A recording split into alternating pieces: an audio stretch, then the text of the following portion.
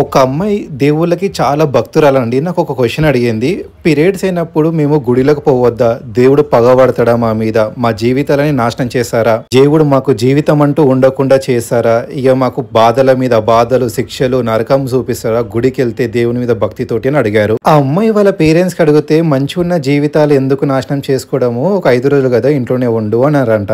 కానీ ఈ దేవాలయం ఫౌండర్స్ కానీ సద్గురు కానీ చెప్పిన మాటలో నాకు ఏమనిపించిందంటే నిజంగా ఒకప్పుడు ప్రాపర్ మెడికేషన్ లేదండి గర్ల్స్కి. అండ్ అమ్మాయికి ఆ సైకిల్లో చాలా పెయిన్ ఉంటుంది. ఆ కాలంలో ఏమవుతుందంటే వాటర్ తేవాలంటే కొన్ని కిలోమీటర్లు పోవాలి. ఫర్ ఎగ్జాంపుల్ కుకింగ్ చేయాలన్నా కట్టెల పొయ్యి మీద కట్టెలు తేవాలన్నా కొన్ని దూరం వెళ్ళాలి.